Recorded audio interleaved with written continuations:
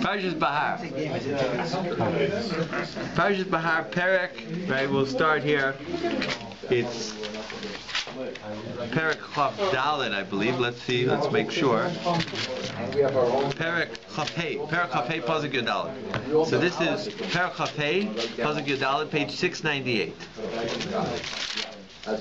So the pasuk here states, right? You see where that is? At page 698, halfway down. Pasuk Yud Dalet. Yeah, Pasuk Yud Dalet. V'chi simkaru mimkar lamisecha. It says that if a person wants to do a sale, he wants to sell something to his friend, or if he wants to buy something from his friend, al toinu ishas amisa. You should not overcharge him, right? Literally means don't aggrieve him, which means don't rip each other off. Don't rip him off. Don't rip him off. What happens if the friend is not Jewish, though? Is that... Now it does say achiv and amisecha here, so we'd have to go into the question of a non-Jew. But at least in terms of Jews, you cannot rip them off. Just like there's going to be a different. Right, this is called oinas mammon. From the word toinu is to not to hurt him with money, and therefore the verse continues. B'mispar shanim, however many, let's say you're selling him a field. So the amount of years after Yovel, how long do you sell them a field? So if you sell them a field, it goes till Yovel, till the Jubilee year. So that's 50 years. So you're selling it to him in essence for 50 years. So you have to calculate it like that. But Mizpar Shanim, the amount of years, Achar Yovel, you just finished Yovel, let's say, so that's how many years, Tikna Me'es HaMisecha, that's how many years you're buying it from your friend.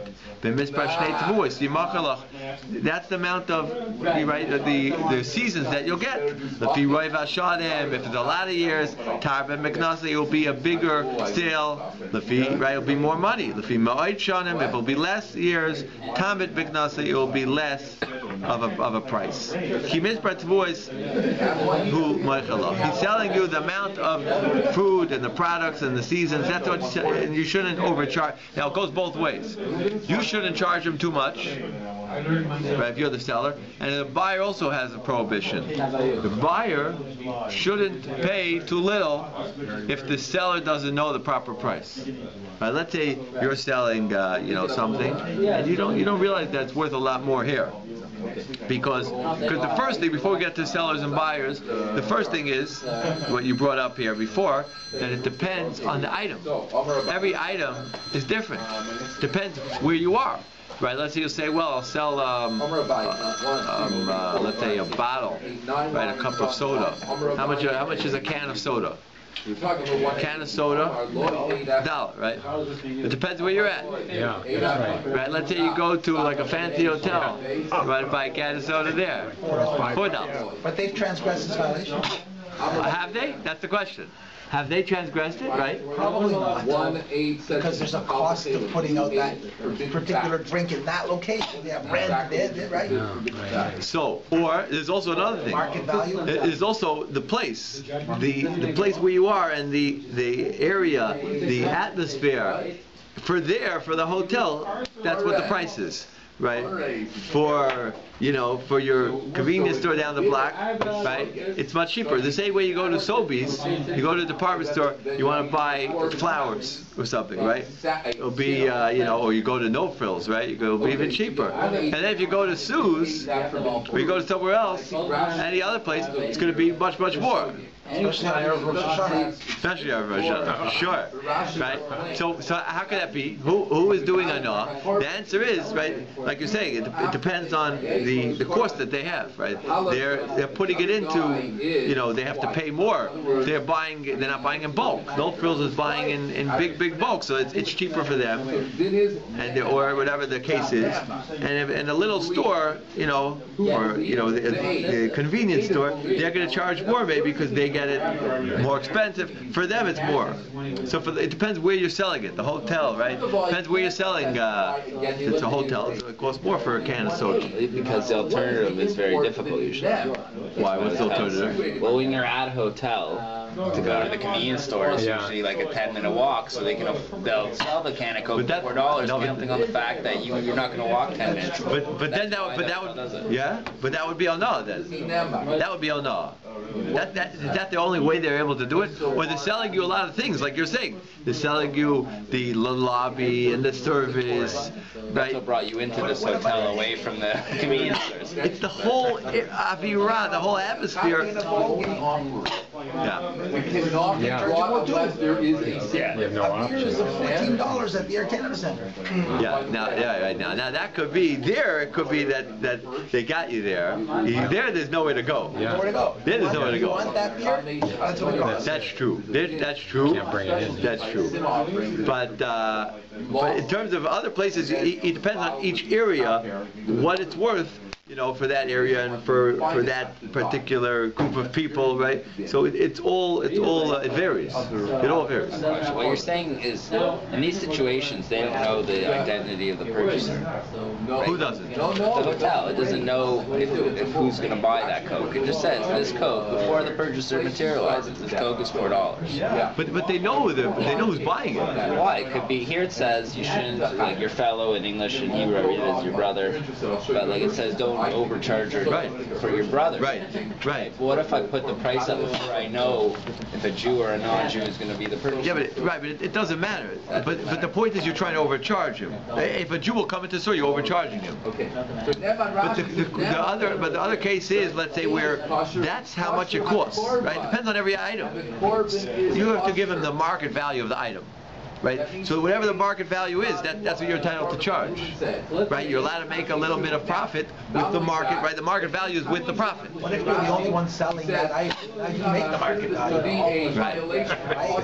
And now you know that your cost of production is X, and you charge 4 times X because there's nowhere else to get this item. Have you not violated this? That's a good question. It depends. Like if you make the real market value, if let's say if that's the real market value, it could be that's the market value. It could be you're allowed to sell it like that, right? Let's say to import, let's say you want to import something, I just heard someone saying, they're going to start importing, they're trying to put a copyright, they're importing some type of thing, so let's say they're making the market, and people hold it, it's worth it. Maybe, they think it's fair, they're going to buy from you, right? So it could be if you're making a good market price, then maybe it won't be enough. So it all depends on as long as it's the market, what the normal people would take such a price in stride, that's not called overcharging. The problem is where you just take something and you just hike it up, and let's say he doesn't realize. That would be the classical case. You're talking about taking advantage. Right. Yes. Don't take advantage of somebody's ignorance. Because you know that the price of this coffee is $1. Everything he doesn't know. It brings what, $2? Others save it. Right. Now I've taken advantage of him not knowing.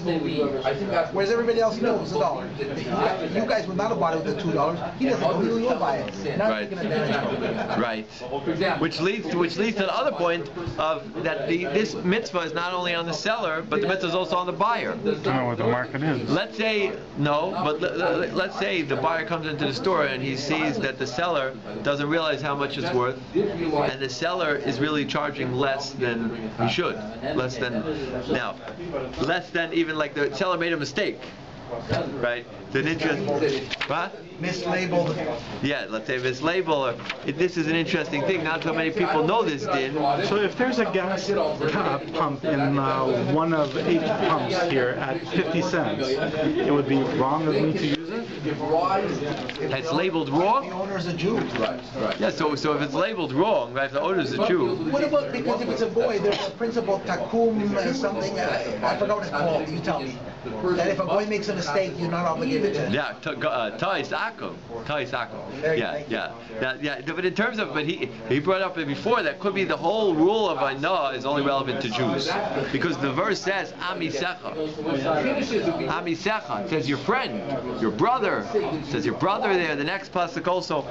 So, therefore, we'd have to look into that.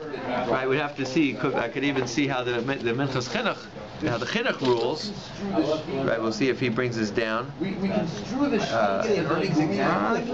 a gas station was in Israel and it was owned by a Jew, one of the pumps at 50 cents, I think you'd have an obligation to tell them. Right. And you would not be allowed to use it. Right. Because if let's say if the seller doesn't understand, right, he's an unsuspecting, he doesn't realize. That's where the rule comes in, and it's similar to stealing. This is similar to stealing. So it doesn't matter like how much, it's a little off, a lot off. If he doesn't realize, right, he doesn't realize that I'm not sure if it's like he doesn't realize the true value, right? If he doesn't realize the true value, then that would be a problem. So how should feed that? Right? What? Yeah, you'd have to think about it, right? It's hard. It's a hard thing to think about. Let's say he doesn't realize the true value, right? That would be a case where a person doesn't realize. Right. What if you have a coffee? It's worth $1, and then Rabbi comes to me. He's like, "I buy that coffee for $1." I said, "Well, you know what? I can't sell this to you for $1 because I know there's a guy over there who's really stupid. I can sell it to him for $3. So I'm not going to sell it to you. I'm going to sell it to him because I lose my opportunity to rip somebody else off." So what's the case? You have... I have an item that I think that I can convince somebody to overpay for. So, but so a Jew wants to buy it, and I say, well, I can't sell it to you because I'd have to sell it at the fair price. I lose my opportunity to rip off that unsuspecting guy over there who I'm allowed to sell for $3. Well, so okay, it could be that would be okay because it could be that you don't have to sell it to the Jew. You don't have to sell it to the Jew. So if you would be allowed to sell it to a guy, then it could be just wait. Isn't that problematic though? Because they're now creating an antisocial rule, really. Interesting question. See, we have to think about it. We have to think about it. It's a good question. We have to look into the idea of a goy. But now we have to think about. I want to look into this about a goy. But now here's a question about land. What do you think about land? Right? Based on this idea that we spoke out here, what do you say about land? But that seems fair. The way they're talking, how many years produce you're going to be able to get from it. It kind of seems fair. Oh, sorry. So if you have 49 years of that's going to be in your possession, you're going to reap the benefits for 49 years. You might pay a higher price than somebody getting it 3 years before the next Jubilee comes. That's for sure. Yeah. So I was just wondering, they need 2 men in there. So they're going, but with them going, we might not have enough later on for us. Sorry to interrupt. Do you want to dive in or not? No, you're going to dive in. No. Okay. Sure. Okay, we'll see. So Irving is saying that it depends when you buy the land. If you buy the land right after the Jubilee year, you're buying 49 years of land. 49 years of use of the land.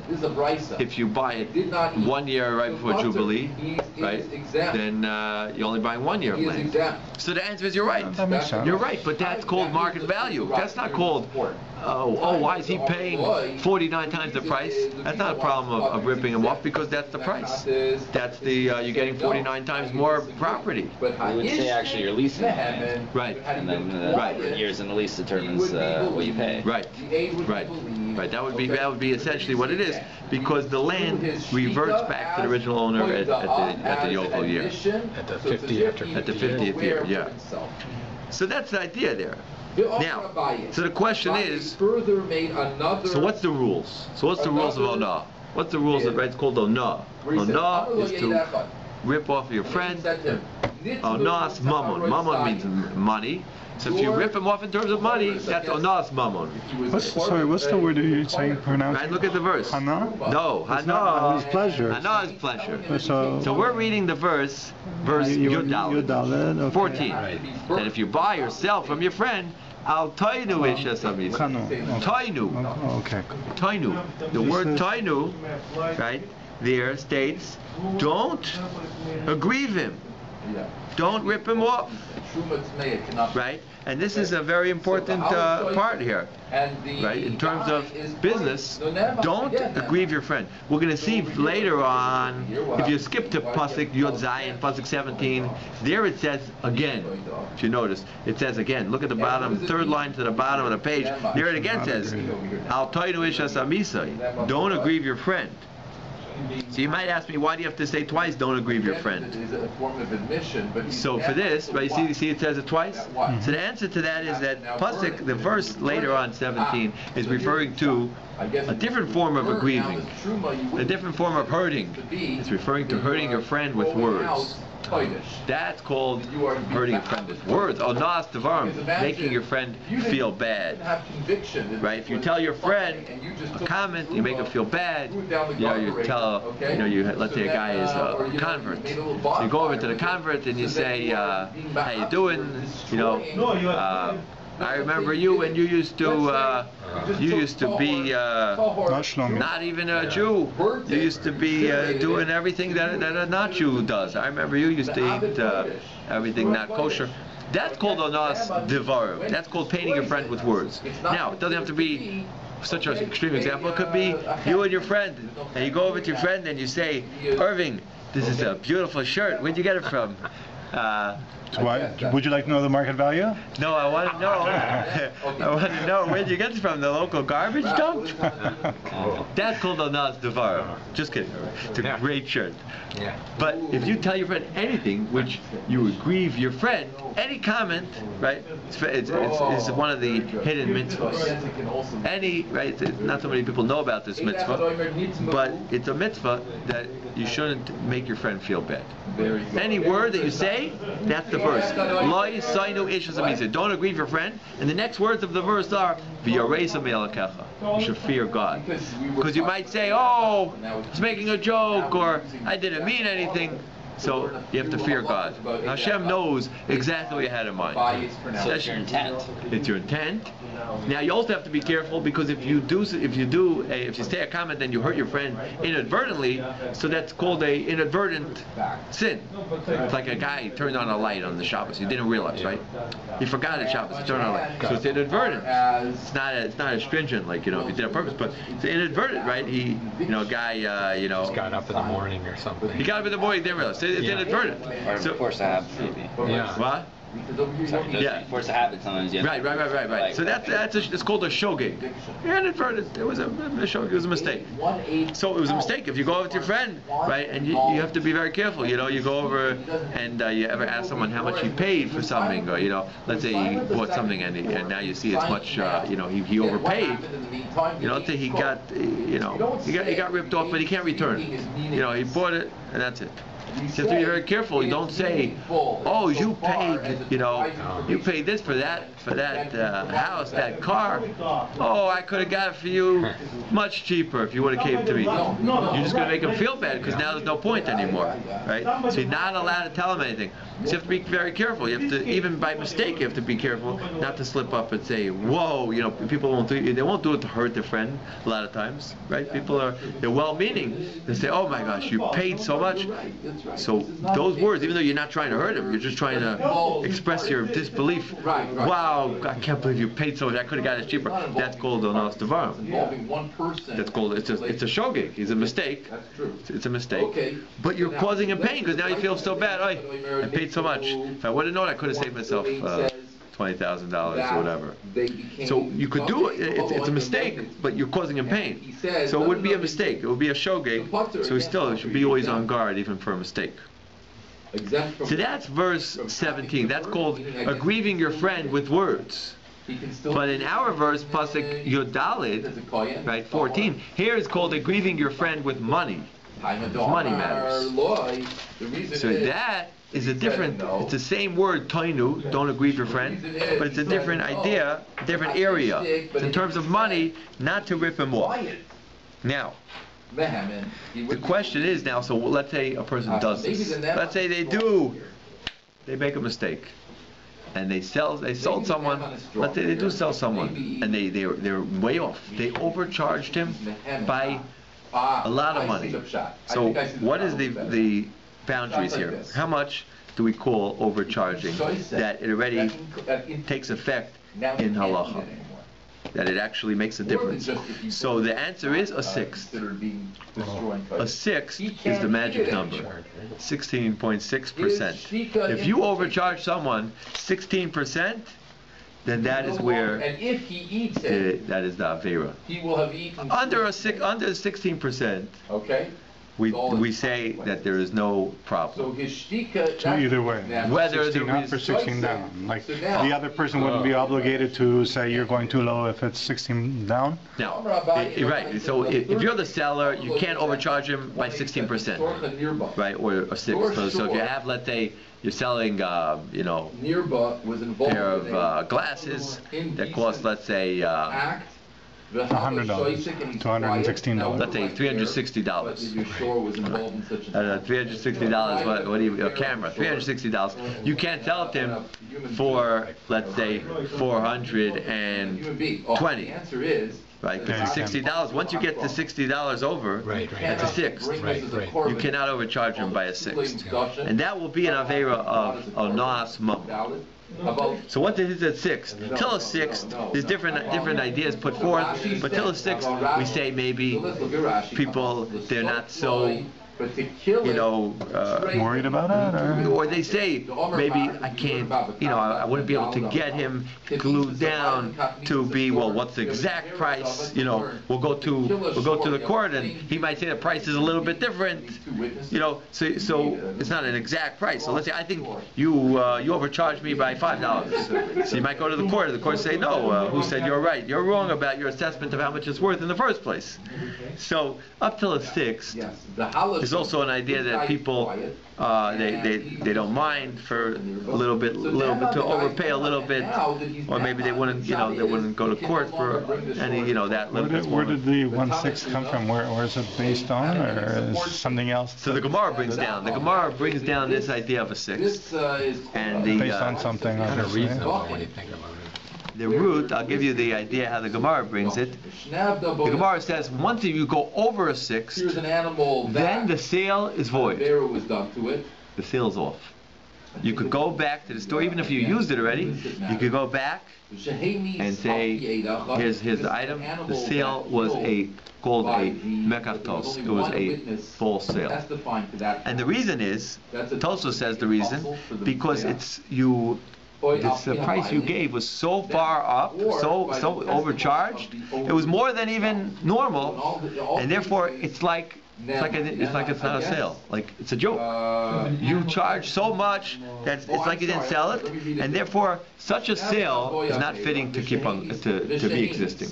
Such a sale is you overcharge too much, and therefore that's called the whole sale's off. Does it state where they get the idea of a sixth as opposed to a fifth or a seventh? Now where they got this? The testimony of owners themselves. So then, Naaman, it is believed, and they can no longer bring this korban. Like, is a sixth a particular number that we find somewhere else? So well, let me tell you. Let's go like this. Let's go with the less than a sixth. Less than a sixth, we're saying that there's no problem. If we're talking about a case where, and the reason is, I'll give you one reason is, a simple reason that the Rambam says is because less than a sixth people overlook. Less than a sixth, you overcharged me a little bit. Okay, I'm Michael. Michael means I forgive it. So less than a sixth is the amount of overlooking. Rambam, that's the Rambam. What we're talking about. Rambam says this in the rules of Mechira, of selling and buying. People will be mochel, right? You ever have this, someone ever lends you money, so you say, you pay back. You say, I don't remember. Was it, this amount, $5 or $6? So you say, I'm like, I give up. But in money, actually, that's a problem. I mean, that's not a good example, is it? Like in giving back interest. If you say it's a gift, right? You say it's a separate gift. It's not part of the loan. Let's say we'll take it out. Right? It's not part of the loan. Right? Yeah. Let's say just it's not part. It's a gift. Right. So people are mochel. People overlook different, small amounts because they're not so insistent. They're mochel. That's the first idea. And the second idea is what I said before, that who could say the exact amount? You're going to say you're going to say you were overcharged by $2, and maybe the court will say you're wrong and how much the price. That's not the market value, and it was the right price. So therefore, because of that idea, in other words, if he wasn't clear with himself that he did it, there's no. Therefore, the Chachamim said that's how they got to a sixth. Those two reasons are how we got to the number 6, 16%. From those two logical ideas. So it must be. Okay. You would have only had that one. You would and now, clearly in that case. right? So and based on that, now you go higher. If there's a sixth, if it's more than a sixth, then we say the whole sale is void. If you hit the number on the button, a sixth exactly, so it's a middle ground. The middle ground is that the sale is not over, but you have to give back that sixth. Yeah, that's exactly. If you hit it on exactly a sixth, then you have to. Purchaser knows. When he's tummy. What if I know that this is overcharged by 30%? Right. I want to, but I say, okay, so I can bring this back later. I can void the sale later. So I'll take advantage of the situation. I'll take this product and I'll use it and I'll return it later and I'll get my money back. And you want to use it? You're going to use it also? Yeah, I'll have the benefit of using it until I return it because I know that I'm taking advantage of the situation. So they do speak about your question, and it's a disagreement, but it seems that he could do that. Yes, it seems that he could do that. Even he'll demand it later. Yeah. Disregard the guy. Yeah. Because he'll say, it is interesting. We would have to look into it, but it seems you're allowed to do that. It doesn't seem right to do something like that. Yeah. If the person has that intent right from the beginning. This is by exactly a sixth. By exactly a sixth, that's the rule. Now, so what are we coming out? If it's more than a sixth, the whole sale is gone. The whole sale is void. No good. Now, if it's exactly a sixth, so then the amount overcharged you have to give back. Those $60 you have to give back to him, but the sale is still good. Right?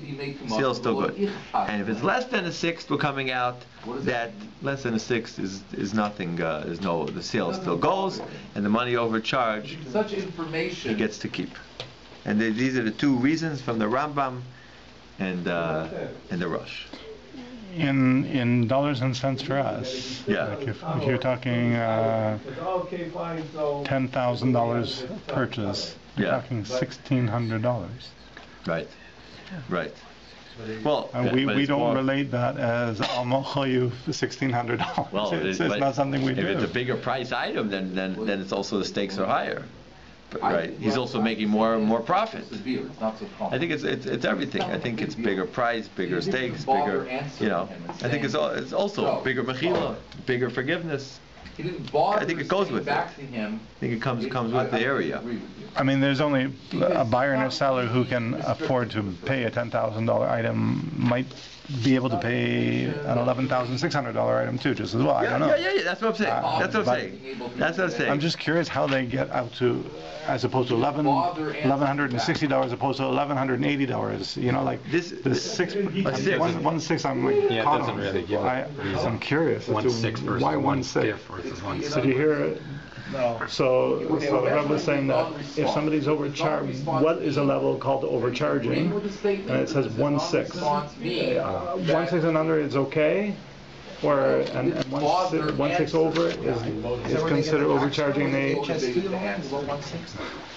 So I'm curious as to where that 1/6 comes from. 16.7%. So 16%, 16%, right? That's the amount. So less than 16%, people will overlook. People, they'll be mochel. But over 16% or exactly 16%, they're already. That's the avera of no. And if it's over 16%, the whole sale is off. Because Tosu says such a high price that you overcharged me, that's the whole sale is gone. That's what I. So the source of 1/6 the Gemara brings down, and the idea is, I think we have to look it up, but as far as I see here, the idea is more of a logic of a svara that people overlook up to a sixth. Anything to do with the 160th? No. Up to a sixth. I would be able to understand 160 is more than 1/6. 1/6, like you get charged. 160th you can't understand either. No, they do it from the Now you can understand. No, because it becomes nullified. Yeah, but why not 149? So it's Or 173rd? Do you want to know where they got? the mathematical equation. You want to know where they got that exact amount? So it could be maybe that it could be Hashem told Moshe. But it's true.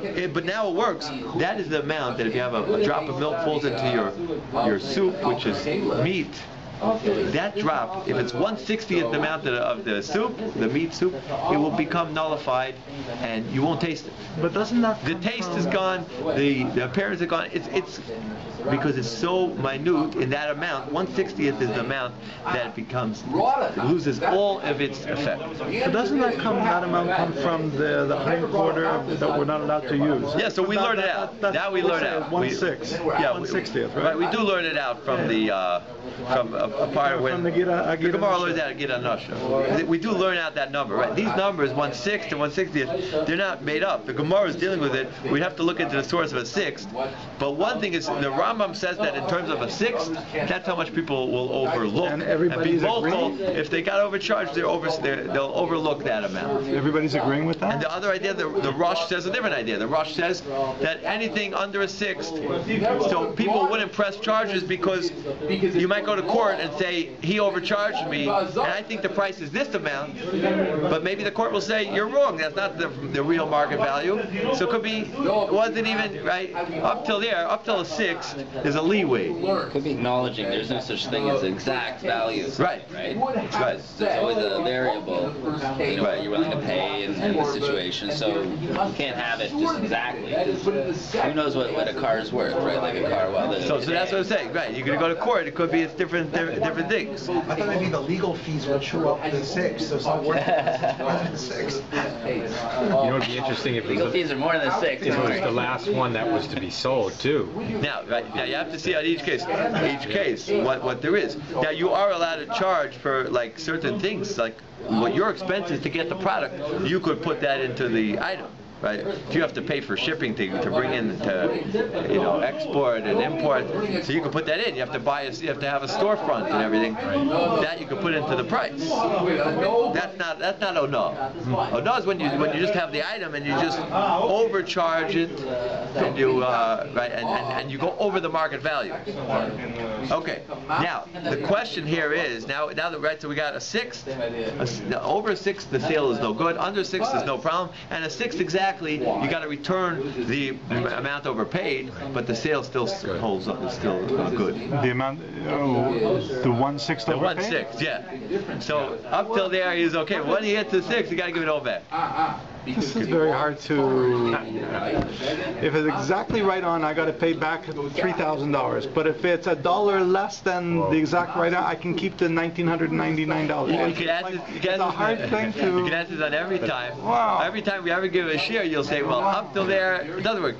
And then you go one more, you goes ask this, one more penny. And all of a sudden now it worked. What changed now? Right, this is an old question. Kind of rule. Right, they always have. They made a rule. They put the rule here. Yeah. And that's where the law is. Yeah, they drew the line there. So you might say, well, what will be $1 earlier? You wasn't any problem. So that's the law.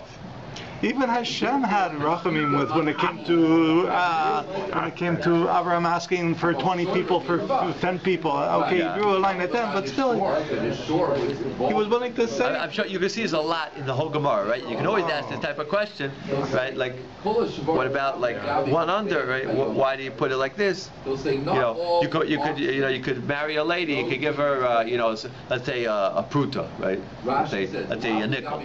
Let's say I give her 4.5 cents. 4.5 cents doesn't go. 5 cents does. Yeah. Right? Why is the kidney only 5? Let's say I pay 4.9 cents. Right? That's going to make the difference. That point. So that's where they estimated that you have to give her a proper amount to get married. You need to give that amount.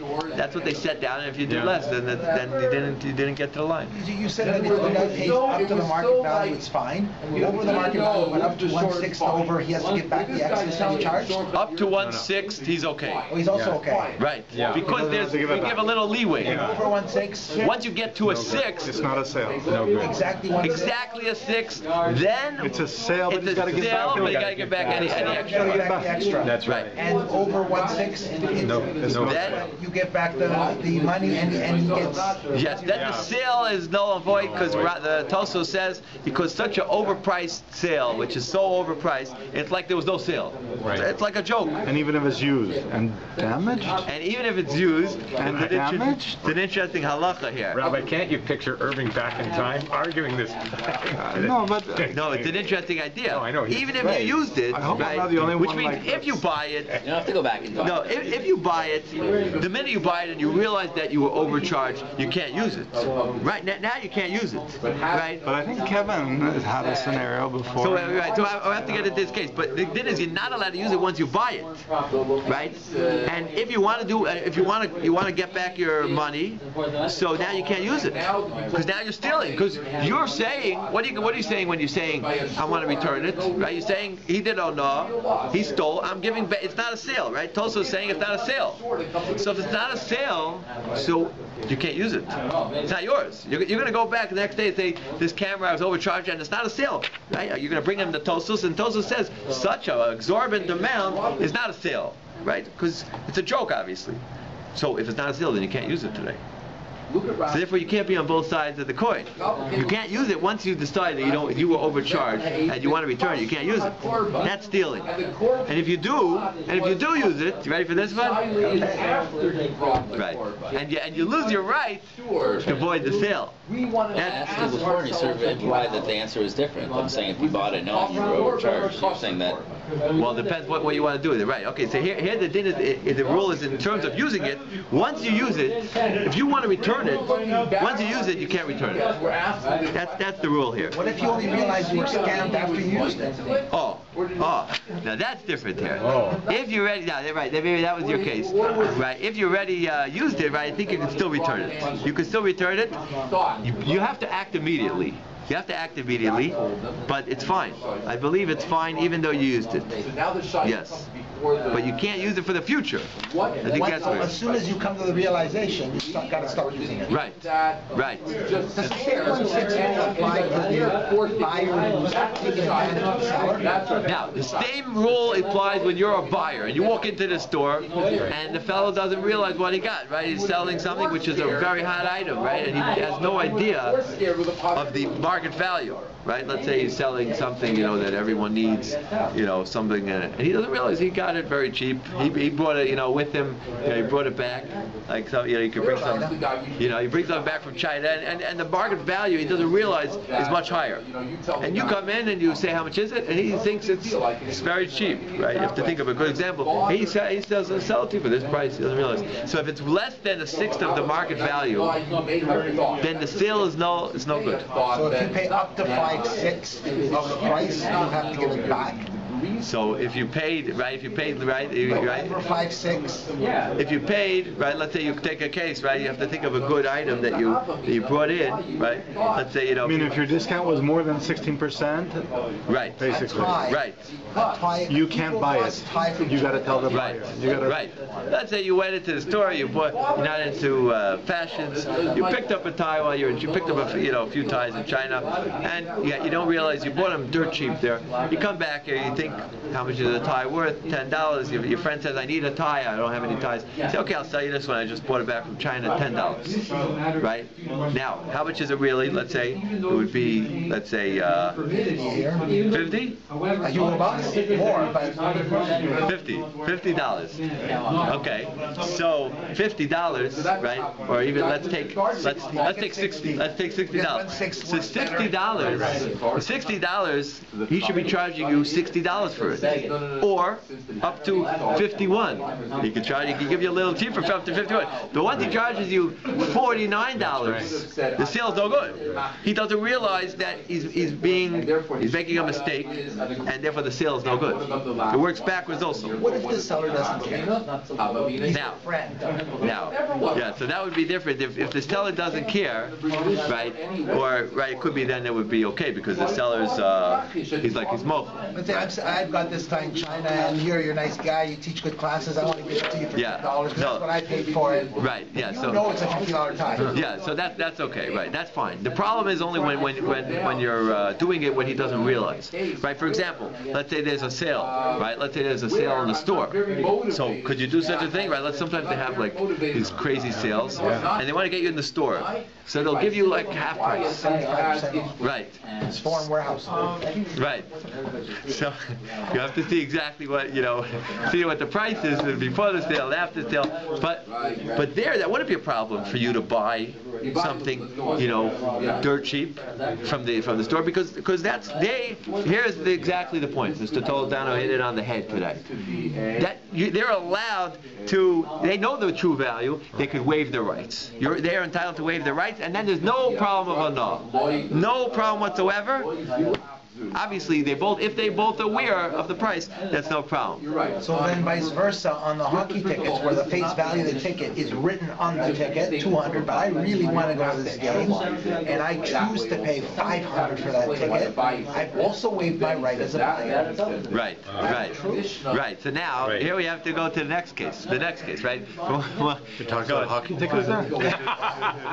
We're going from one case to another. So the first case we're saying very good, right? That the sale, right? You're allowed to buy something on very big sale because he waived his rights, right? He even advertised. If it would be a real advertisement, 50% off, 30% off, anything, right? Anything. He's advertising anything more than how much? Anything more than 16%, right? When was the last time you saw a sale? Only 10% off, right? 30% off, 40%. Anything under 16%, right? They're waiving their rights. They're allowed. It's clear, and therefore there's no problem. Now, the next question here is, let's say he's aware, the buyer is aware, he's agreeing, he's masking, he's saying I agree, he wants to go to the hockey game, right? That's what the scalpers do. They buy it, they get the tickets, $50, $60, then they could sell it for $200, right? $60, right? They could charge how much? They could charge $70 from the din. If you would, before any halacha, this with the halacha alone, it would be $70. But there's a new idea here, and that's called that they understand what they're getting into, and they're doing it optionally because they want to. It's worth a lot to them. So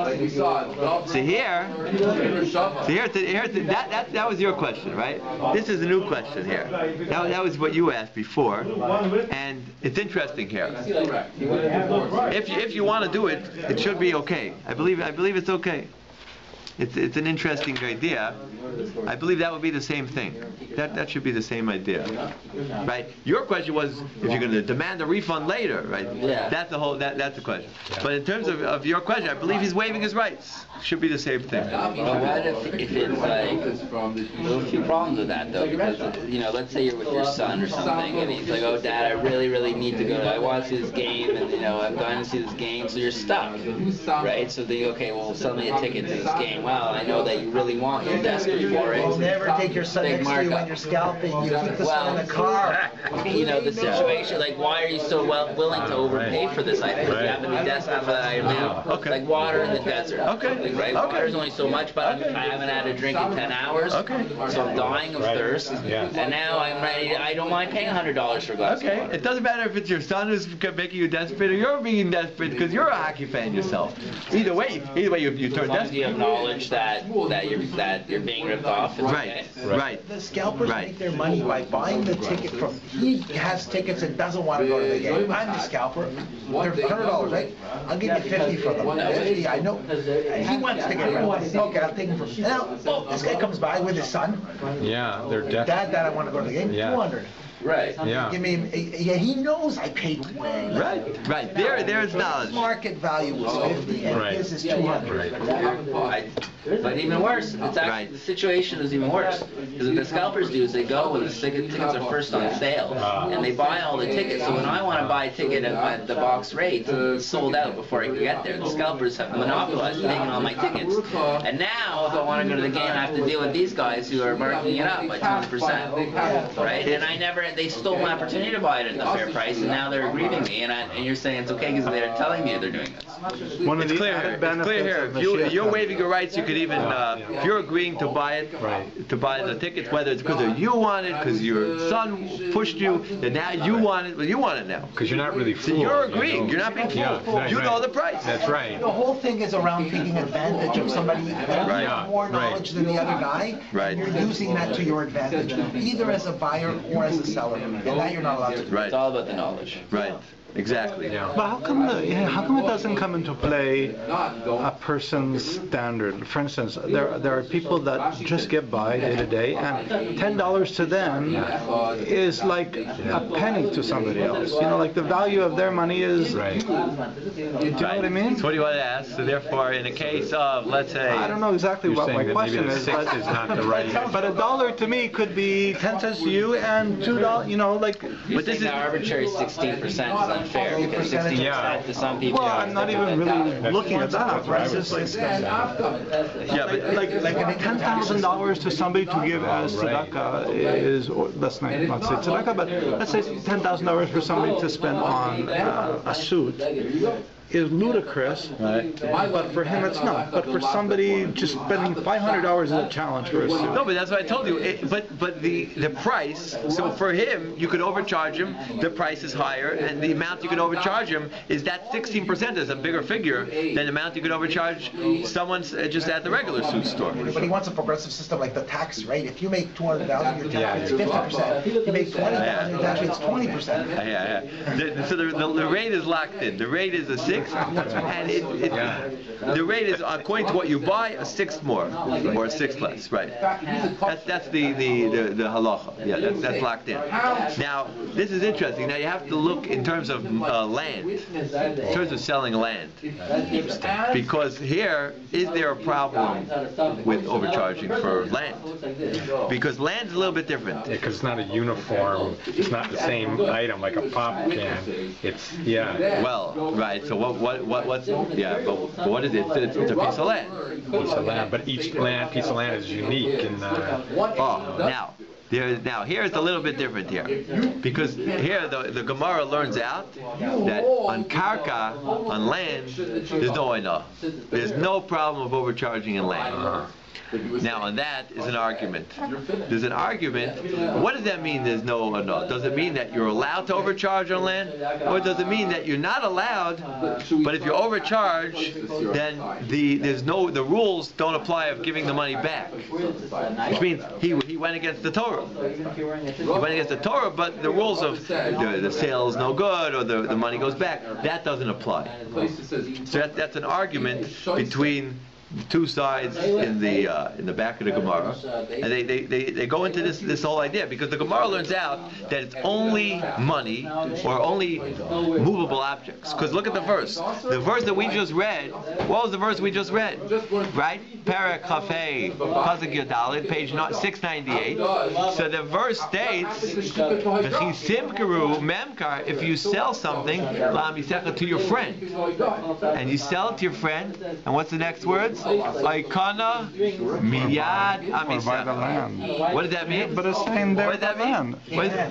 The hand, right? You bought it. What is that? The hand. You bought it out of the hand of your friend. So the Gemara learns out it means you bought it from the hand, right? Now that's how they explain it. You bought it from his hand. So the Gemara learns out it's only something which is nikna, something which is transaction from hand to hand. And what is that? That is movable objects. So Gemara says, but on land is not movable objects. So therefore, land wouldn't have this halacha of onah. But on that, there's an argument. What does that mean? Does that mean they could just overcharge him, or does it mean that the laws of getting paid back that over the 6, maybe those laws don't apply, but you have maybe gone against the Torah of don't rip off your friend. So now the first question here, Irving is jumping on me. How could I say? I'm still bothered by other stuff. No, but Irving asked a great question. How could the Gemara learn out that there's no onah, that there wouldn't be any, at least to some degree, there's no problem of ripping off your friend in land? How could that be true? But you learn it from this verse. But what is the whole verse talking about? Let's take the whole context. Not your land to begin with, maybe. It all goes back to Hashem and the Jews. I don't know. No, but the question is that the whole parsha here that we're talking about, we started speaking about land, right? That word miyad happens to be talking about something which you could transfer from hand to hand. But let's look at the surrounding psukim. We read them inside, right? You're buying the crops. How many crops are you buying from Yovel till now? The whole parsha is talking about land. So how in the world could the Gemara say, well, the word miyad is only talking about something from hand to hand. How could you make such a? How does this fit into the whole parsha? If we were to buy or sell land, I would give you the keys, you would give me the money. Yeah. Or the deed, I'd give you the deed to give me the money. There's always an exchange, like, there's no... I mean, there's a star involved, The no? land doesn't move, but there's always some movement of an item hand to hand. There's no such thing as a sale without that. If you're in a lawyer's office that's selling land, they're always like, give me the funds or release the keys. Right? There's always a... Friday night.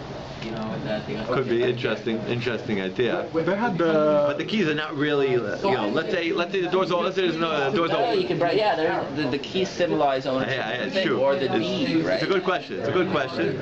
But you're really not buying the keys. I hear, but you're saying. No, you're buying, yeah, you're The buying. question is the symbolism. Is that enough? That's a good question. What about the... Think about it. Rabbi? It's a symbolism. Is that enough to be called that you're buying something? It symbolizes the ownership of that object. It Yeah. symbolizes ownership of the land, the keys to the... But you're not really buying it. You're not really buying the key. That's not. It's a good question. It's a good question. We have to think about it. But in terms of this question, right? This is what I think you started asking, Rabbi. How could the Gemara say that on land you could maybe overcharge if the verse is talking? Right? Read the verse. Pasuk Tesvav. It says for the amount of years after Yovel, that's how much you're paying. So the Ramban asked this question. The Ramban, he actually has a whole, this page, it all deals with the question, right? How do you get around this? Well, how could the Gemara learn this? So the Ramban wants to say that you have to take the psukim and you have to read them. They're two separate psukim. They're two separate verses. The first verse is stated in, right, let's read that. That would be, right, read the first verse, Irving, had you got it? On this page? Just no, in the Gemara, in the Chumash, he wants to say that you read it. One pasuk it says pasuk Yodalit. Yodalit is That if you buy, make a sale. so Rabban would say that first Yodalit is if you buy a sale, if you buy something from your friend. That's movable. That's movable. And then he wants to say that the next verse is a different thing. The next verse is in terms of property. That's what he wants to make this distinction. That's a separate thing. That's a new thing. According to the amount of years, that's what you pay. That's an idea. That's talking about land. But the verse already stated where was this is an interesting thing. Look at the verse, each word.